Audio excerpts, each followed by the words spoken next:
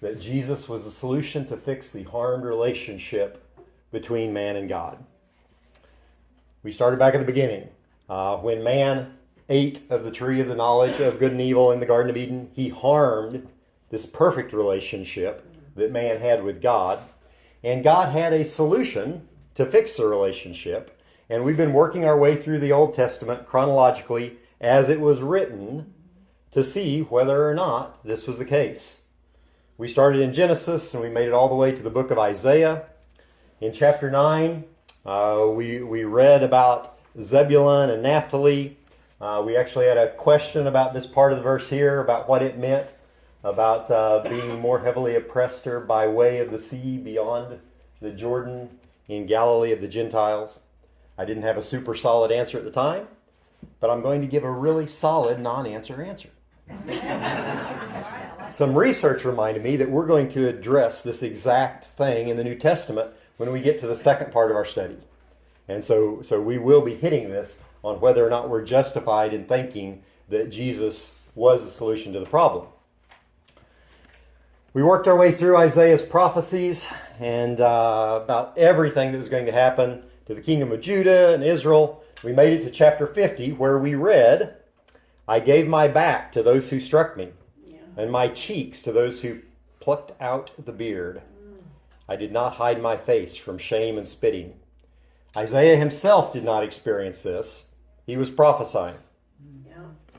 In each of these three things, the solution was humiliated. We look at him giving his back. A man's back was their vulnerable spot. They couldn't defend it. You didn't turn your back to someone if you had a choice. The solution did that, though. The solution provided his back. He allowed his beard to be plucked out. A man's beard was one of the things that defined him. In 2 Samuel, we read about the king of Ammon shaved off half the beards of David's men. And verse 5 specifically says that the men were ashamed. And David actually had them wait till their beards regrew so that they regained their dignity. This verse says that the solution allowed that to happen. He gave his cheeks to those who plucked out the beard. He didn't hide his face. He allowed it to be spit upon. After that, we made it through the iconic chapter in Isaiah, Isaiah 53. We went through that verse by verse. It's so important. And then Pastor Joel followed it up in the service. So the timing on that was just amazing. God's timing is impressive. We discussed that the solution that we were learning about was specifically described as being gentle. And yet the Jews were looking for a warrior. They wanted the warrior to show up on the white horse and free them from their oppressors. We asked the question, why? Why were they looking for the warrior when we have so many attributes that are describing him as gentle? We're going to visit that more before we're through with all of this. So we come up with a list of things to look for. And for looking forward, if we're trying to know the Messiah when he comes, we know that it's going to be the solution. Not that other word. We know that it's going to be the line of David. We've been told there's going to be a star, born of a virgin, and we have been told that the solution will be preceded by a wilderness messenger. For testing the solution, once we have something that we think might be the solution, we've compiled quite a list of things that we can say, okay, was the solution pierced? Was the solution talked about as being a shepherd? Was the solution buried with the rich? We have a long list of things here that we can look at a possible solution and say, okay, was this the solution? Is this the one? So we don't have a ton of things to look forward to, but once we have a possible solution, we have a whole lot of things that we can look at to say, was this the solution?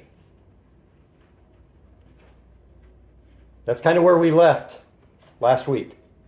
As Isaiah goes through the next chapters, he talks of God's faithfulness, salvation being available to all, and the fact that Zion is ultimately going to have peace. We pick up in chapter 61 of Isaiah, where he is again channeling this future solution. And we read, "The Spirit of the Lord God is upon me, because the Lord has anointed me to preach good tidings to the poor. He sent me to heal the brokenhearted, to proclaim liberty to the captives, and the opening of the prison to those who are bound, to proclaim the acceptable year of the Lord and the day of vengeance of our God, to comfort all who mourn." The solution here is describing what God has anointed him to do. We have this list of things here.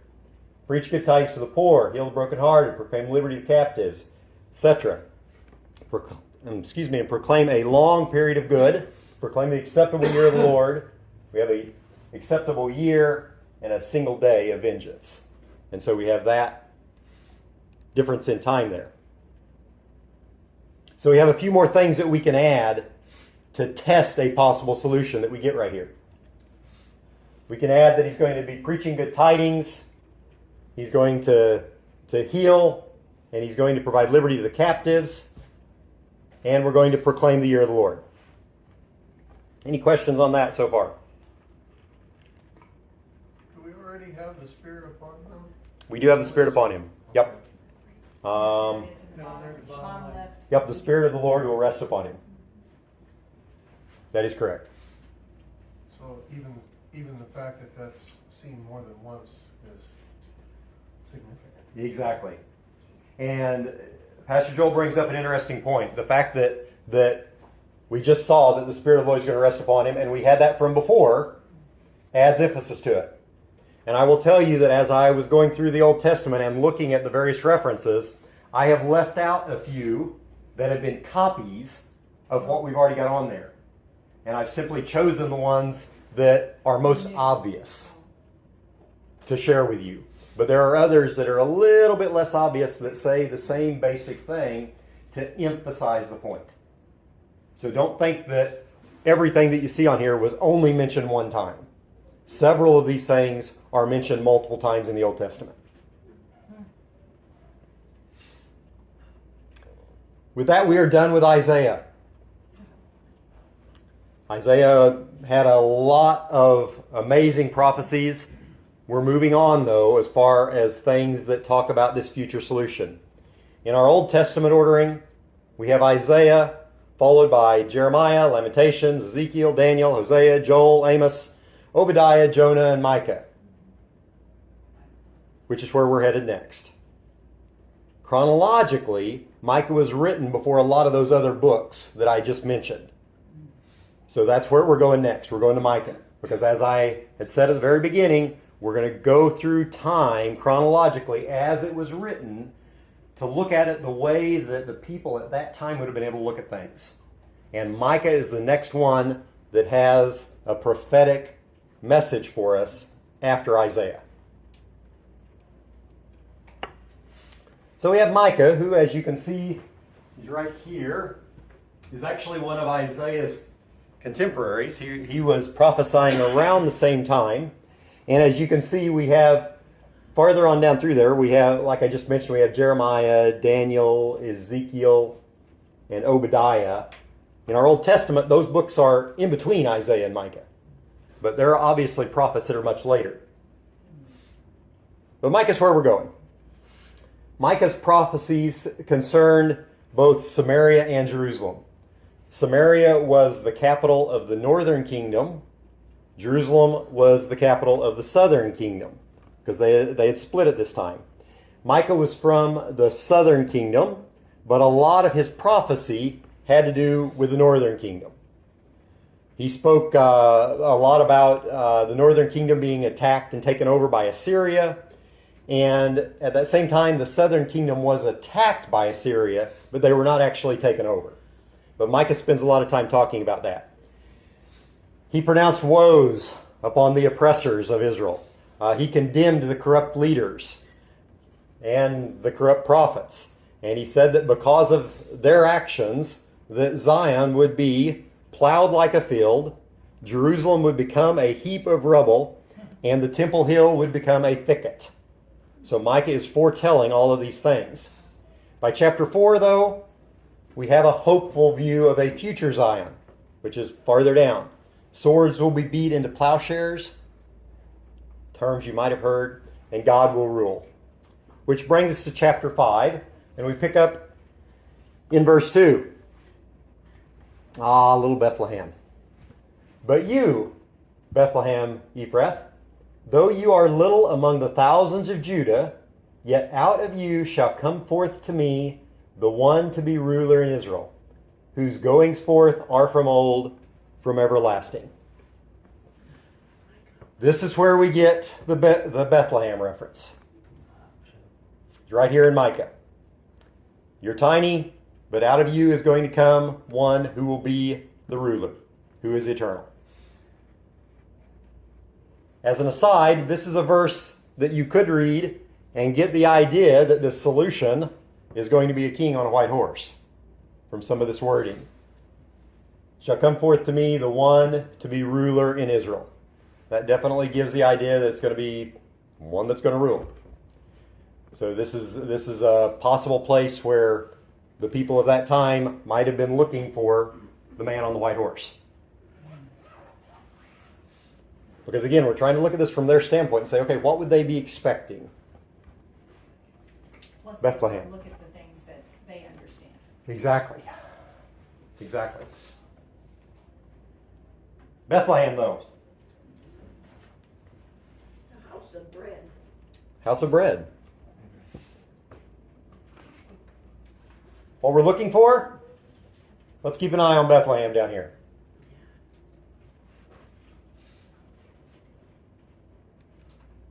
And we know that the solution is eternal.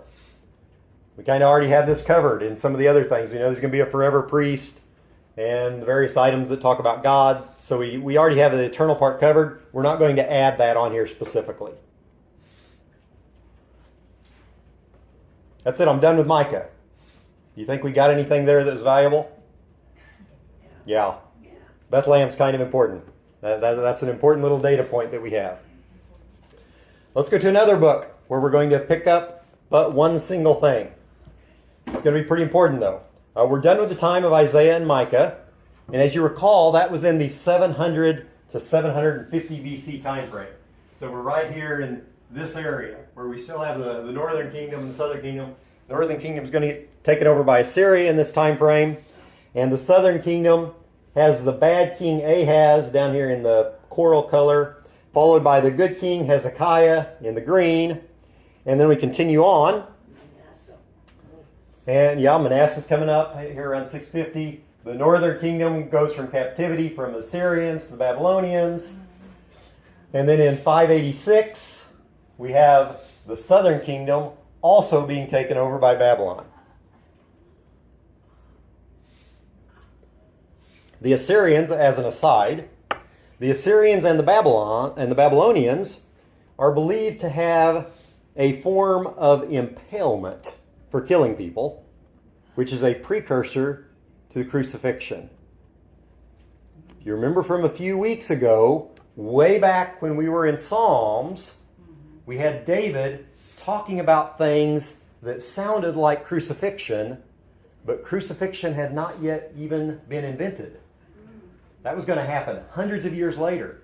We're starting to see the precursors to that with the Assyrians and the Babylonians, where they have this thing called impalement. And around the time that Persia defeats Babylon, the Persians under Darius are credited with refining that impalement technique into something closer to what we recognize as crucifixion. Darius I, in fact, crucified about 3,000 political opponents in Babylon. So a good 500 years after David talked about things that were really specific to crucifixion, we have it actually showing up on the scene. And I point all this out because as we go through time, we have to think about what the people then would have been thinking. They would have been seeing these crucifixion things showing up, and they would be familiar with the writings of David, and they're going to start having the opportunity to put two and two together and make these connections.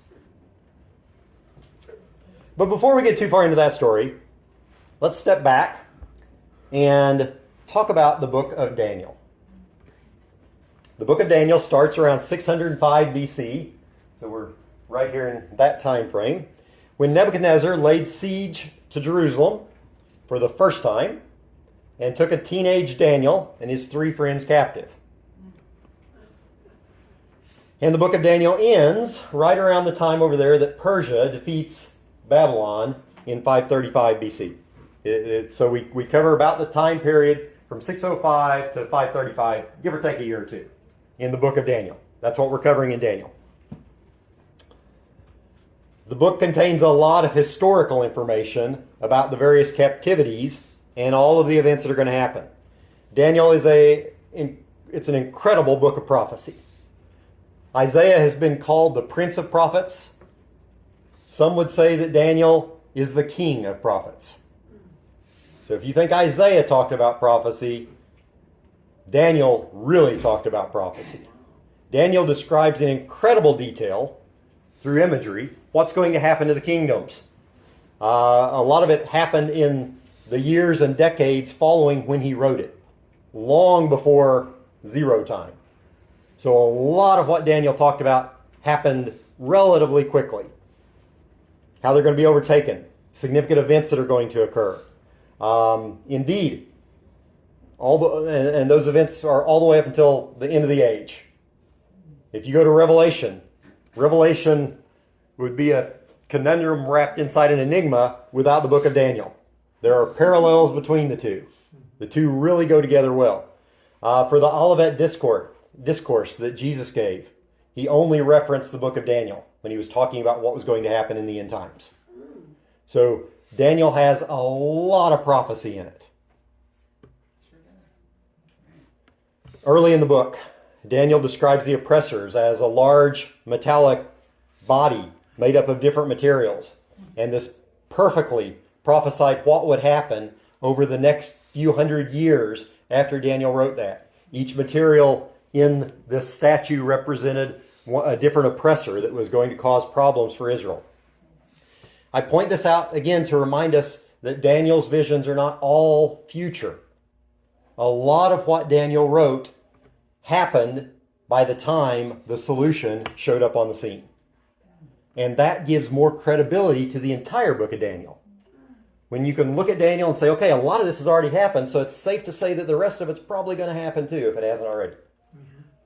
So Daniel has credibility. And isn't that what they were supposed to be doing, is looking at from the scripture you showed us a few weeks ago, they were supposed to determine whether or not a prophet was real by looking at whether or not what he said happened. Exactly. And that was their test. That they were supposed to use. Yeah. And that's the beautiful thing about how God designed all this. He didn't just have a prophet say one thing about what was going to happen with the solution. No, the prophet had a whole bunch of prophecies, a lot of which happened quickly, and then there were some thrown in there about the solution, which gives credibility to it. Right. Which is why it made it into the Bible to begin with. Exactly.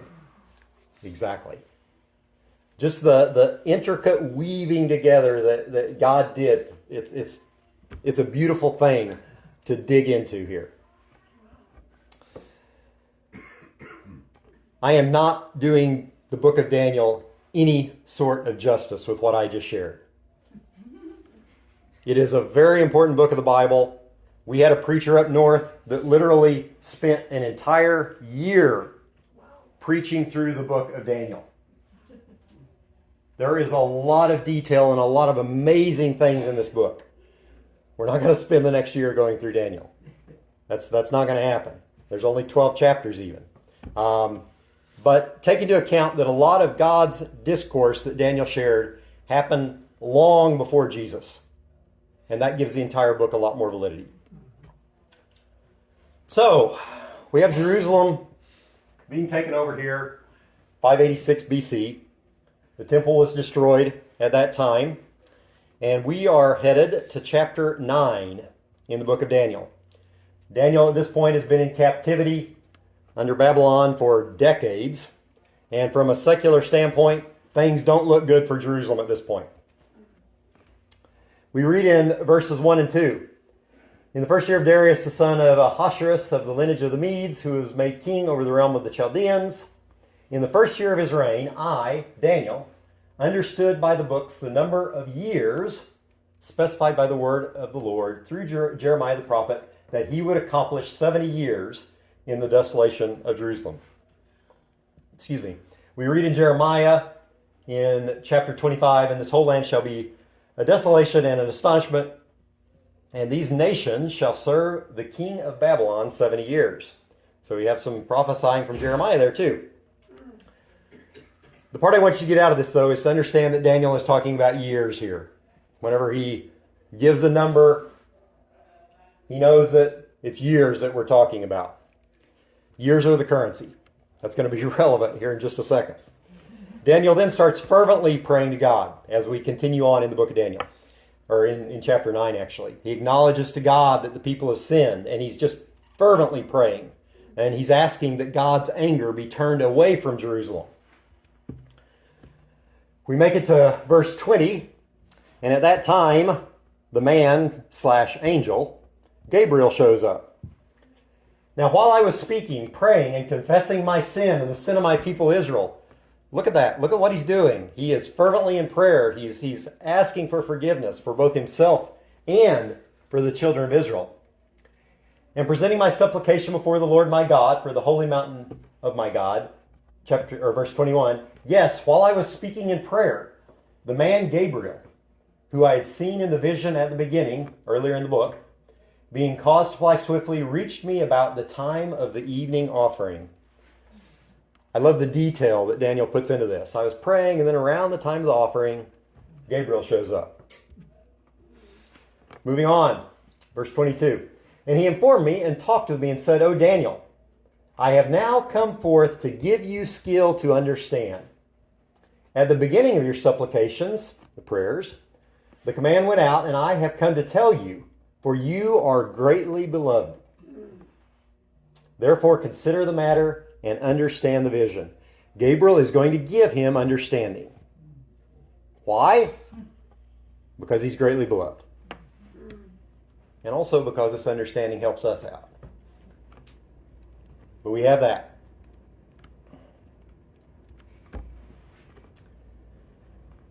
Verse 24. 70 weeks are determined for your people in your holy city to finish the transgression, to make an end of sins, to make reconciliation for iniquity, to bring in everlasting righteousness, to seal up vision and prophecy, and to anoint the most holy. 70 weeks. If you look back at the Hebrew, week means 7. Whenever you see week, think 7. Don't think day. Don't think Sunday to Sunday. Think 7. So Gabriel is saying here 70 sevens. 77s. 70 sevens. No, not necessarily a week, right? 77s is 70 sevens. Don't think day. Don't think what we think of as the word week. The Hebrew for this was 7. Oh, Week equals 7. Week does not equal a 7-day period. okay. Week simply means 7. 77s. 70 sevens. And every time that's the Hebrew word. If the Hebrew that is used in this set of scripture, Yeah. it was translated to English as week, but for them it meant 7. Okay. So Gabriel is saying here 70 sevens. Any other questions on that? I just want to know why that matters so much. You're going to see. Yeah, you're going to see it. Well, That's the why. since you asked, let me revise things here, and I'll add that in. And timing. Yeah. And timing, yeah. David has already made it clear that whenever we're talking about numbers, he's talking about years also.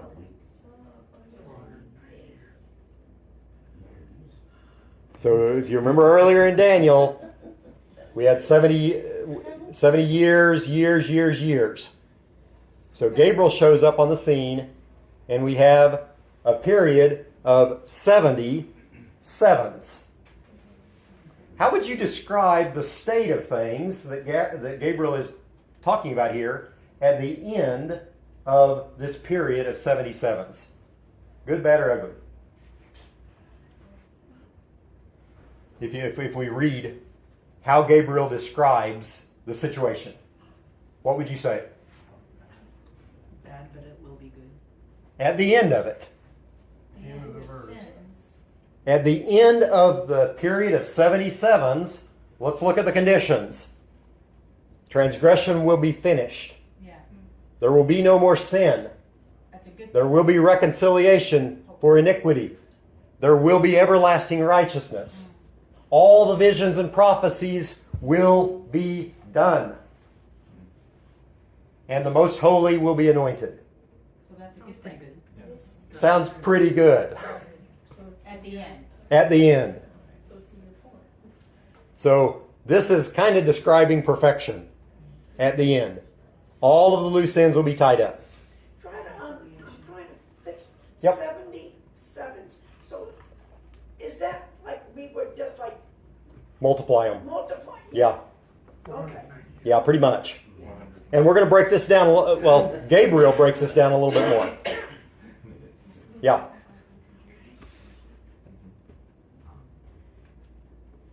It's a little bit tricky.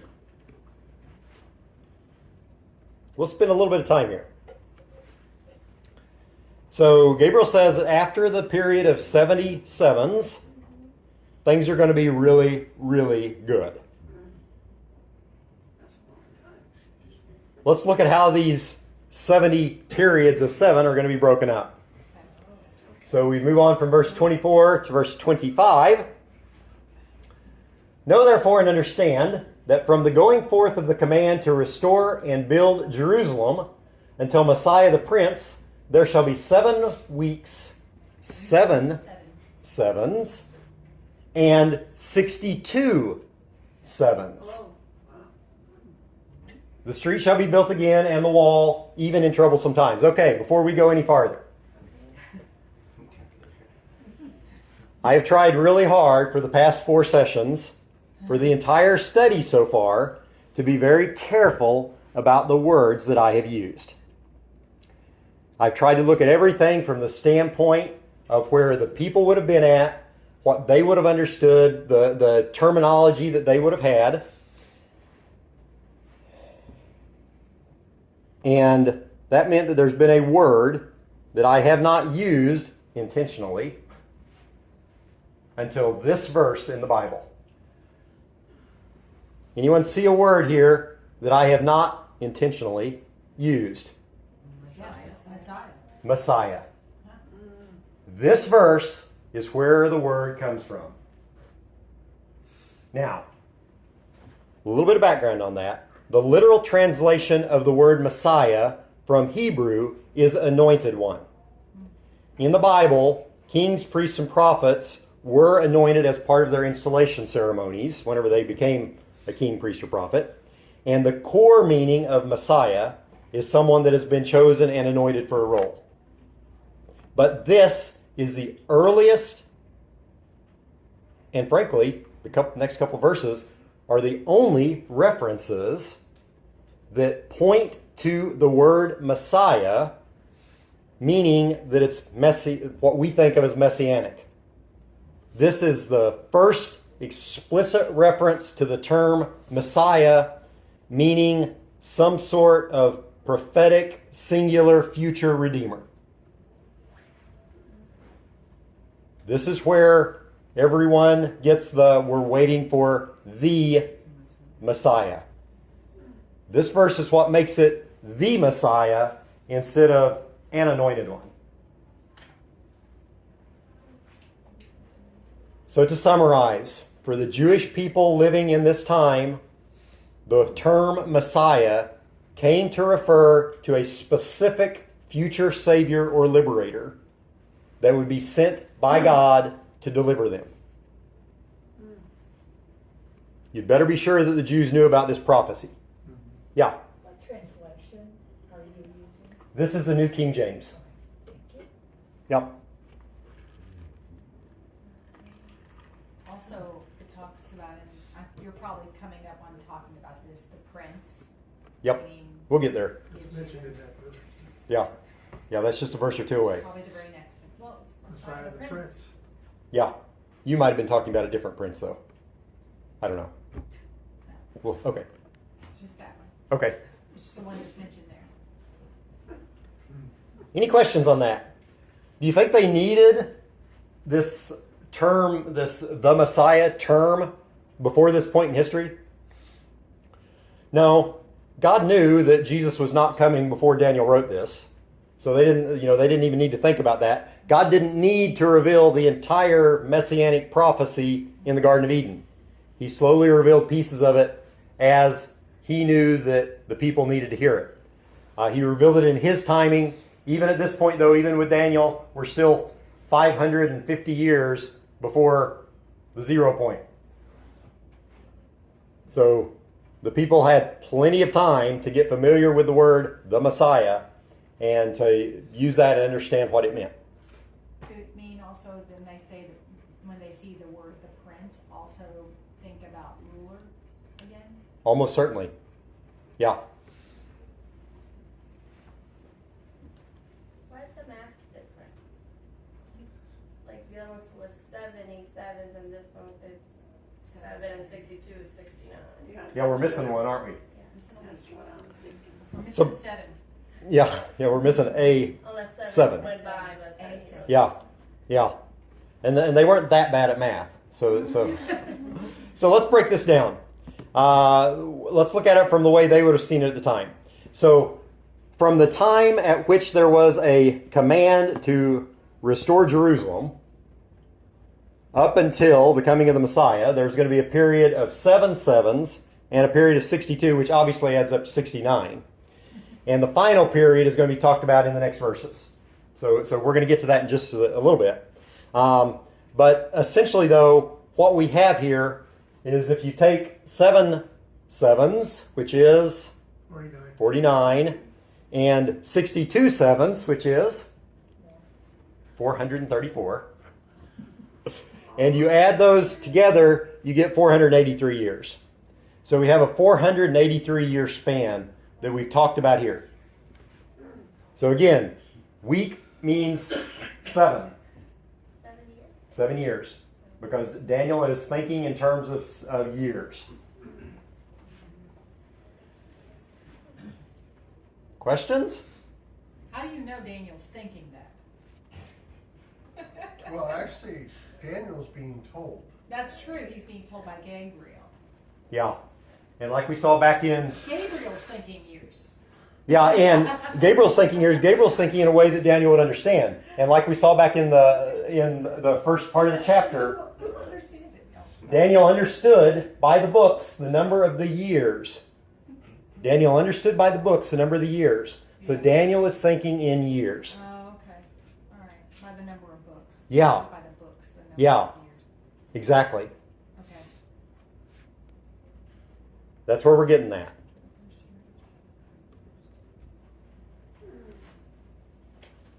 Okay. Thank you. Everything clear as mud? No. Yes.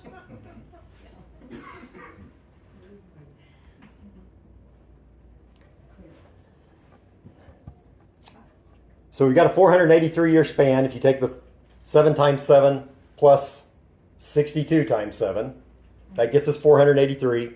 And Gabriel broke that down into this 49-year span and a 434-year span for a reason that would not have been obvious to them at the time. But we'll touch on that in just a second. And it gave them something to look forward to, though. This gave us an important data point that we can add. But before we even get to that, I want to change something else that we've seen at the beginning of each Sunday school. We're going to change this. We're going to revise our question to say, does the Old Testament make a sufficient case that Jesus was the Messiah? That is the solution. The Messiah is the solution. Because even the Jews today say the Messiah is coming. They say the Messiah is the solution. They reference the Messiah. Yep. Daniel chapter 9. That's where the term comes from. So we're thinking the 7 is what, centuries? Is that- Maybe they're thinking What are the Jews centuries. saying? Yeah. Yeah. That's a good question. We'll look into that. Yeah. Yeah.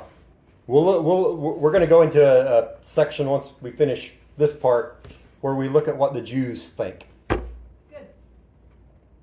and the excuses that they have for Jesus not being the Messiah, basically. Yeah. But so we have our question now. Was Jesus the Messiah? Yes, he was. Yes, he is. When we're looking for the Messiah, we now have a point in time that we need to be watching for.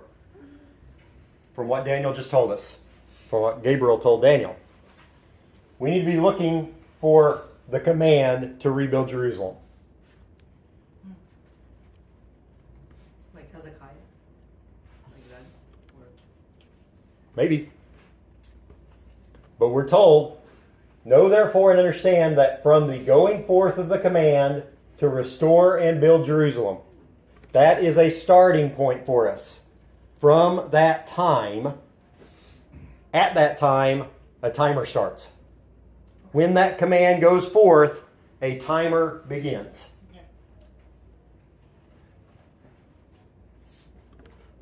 So we now know that when we're looking for the Messiah, we're looking for a command to rebuild Jerusalem, and that's going to start a timer.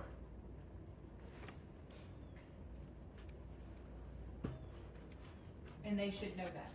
The Jews should know that. The That's- Jews that- should have. That's what Daniel's telling them.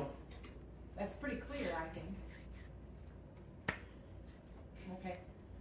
You would think that for the observant reader, that they would have the opportunity to connect the dots.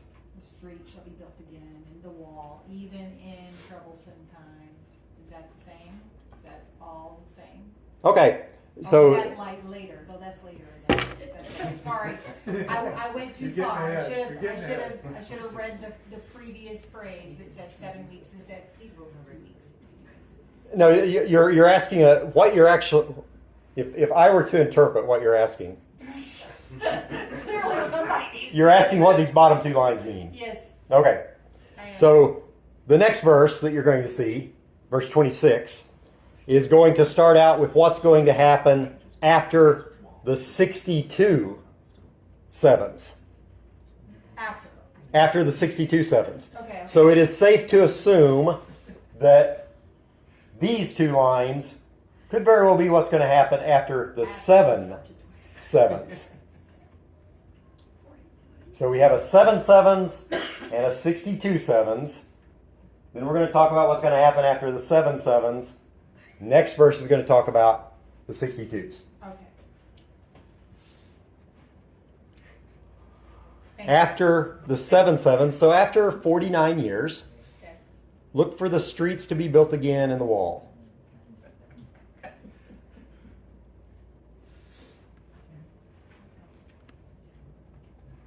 Gabriel goes on to say in the next verse that after the 62 sevens, that Messiah will be cut off.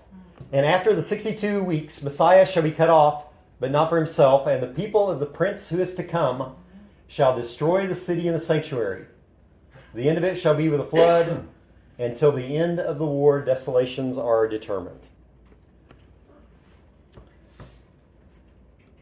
After the 62 sevens, the Messiah will be cut off. And when they say, but not for himself, that basically means that he will have nothing. He won't be here anymore. Is basically what that's saying. So after the 49 plus the 434, Messiah will be cut off.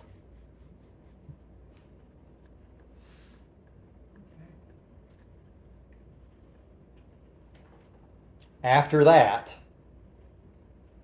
a ruler is going to come who will destroy the city and the temple.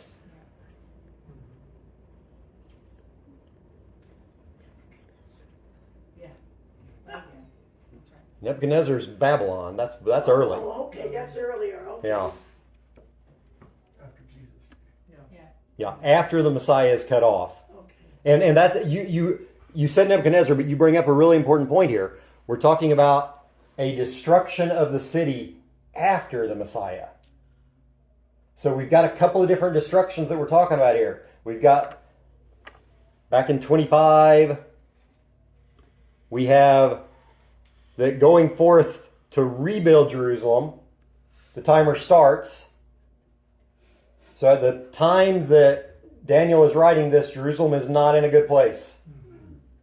So Jerusalem has essentially been destroyed. Once the command goes out to rebuild, the first timer starts. Then a bunch of stuff happens. The Messiah comes. And then after the Messiah is cut off, the city is going to be destroyed again.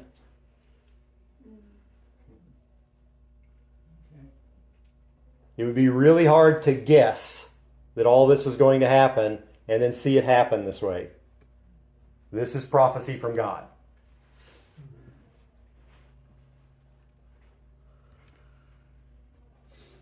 What that tells us, though, is that if we're looking at something to say, okay, was this the Messiah?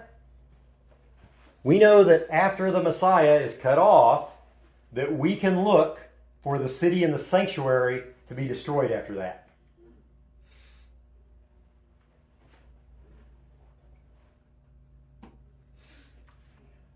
Questions? Sanctuary is the temple. Sanctuary would be the temple. Yeah. It says with a flood, isn't it? Is it talking about when he dies before he's resurrected again? How it? To come like a flood. This down here is even farther in the future. Yeah, that's sounds like end times. Yep. And you are touching on a point that we've seen it already, and we will continue to see it, where the Messiah's first coming and the Messiah's second coming are talked about in the same breath. And unfortunately, if I don't know if I should say it or not. Go for it. You're going to say probably what I was. We're starting to touch on where that missing 7 comes in. Yeah, the final 7. And why there might be varying opinions about when Jesus returns for his church. We don't have any timing on that, on when he's going to return. Right. What I'm saying is why there might be some confusion about Yeah. when the end really Yeah, is. we're going to cover that in the next couple of weeks in Romans 11. Okay. Yeah. Yeah. I don't want to steal Pastor Joel's thunder. To be fair, Jesus does say no one will know the Precisely. hour, so. Yeah, so we're not going to know the time that Jesus is No, coming I'm back. not- What is very interesting What I'm about saying this is we are giving a specific timer. Yes. And I think Kirby's waiting to show how this specific timer has been exactly as Gabriel said it would be. Yeah. And right now, you might say the timer is put on pause, Yes. but as soon as that hour comes, the timer starts again. That's right. Okay. Yeah. That's right. Okay. I am trying. So we're in the pause phase. We'll get to that. We're in the pause. Or in the age of church or grace. Yeah, we'll get to that. I am, again, just as a reminder, I am trying to go through this from the standpoint of what they would have understood at the time. Yeah. I can tell you that as we continue going through the Old Testament and we pass through the years, I am going to point out this prophecy being fulfilled as we go. The way that they would have had it opened up to them. And so there's a lot more explanation for this that we're going to get into, but we're going to get into it when it would have happened in time. Okay. And this is what they would have had. So you're scratching your heads? Well, they were too. They were too. It doesn't say they're continuous 7. Correct. Yeah, Correct. Ah. we know the one that's seven. And just to get into that just a hair. Well, You gotta wait, don't you? I've got to You wait. have to hold that. I've got to wait. thought. I've got to hold it. Yep. Yeah. So Messiah is going to be cut off after the 62 plus 7. So after 69 sevens, the Messiah is cut off. And then after that, the people of the prince who is to come shall destroy the city and the sanctuary. The end of it will be the flood. The end of the war desolations are determined. So we've got this. We know that we're done with the prophecies related to the Messiah showing up. We know that after the Messiah shows up, as far as Daniel goes, we know that the city and the sanctuary is going to be destroyed after that. Do you want to go ahead and see about that final week, though? Just a little bit. It's easy to look backwards in time and see how these events played out. And it's easy to cloud our judgment on this entire study because of what we already know. It's easy for us to read Isaiah 53 and go, oh, it's such a beautiful portrayal of Christ. It's easy to look backwards. It's very difficult to look forwards, though, from what they would have known. And it would have just been really hard to understand this. But from the year 2024, we note that Gabriel did not say that the final period of 7 had to immediately follow the previous 69. And we see this verse 27 as being future prophecy. And to give you just to look forward in time, like I said I'm not going to do, if we go back to the previous verse 26, we see that the Messiah is cut off. Knowing what we haven't talked about yet, approximately when did Jesus die? Give me a year. AD 33.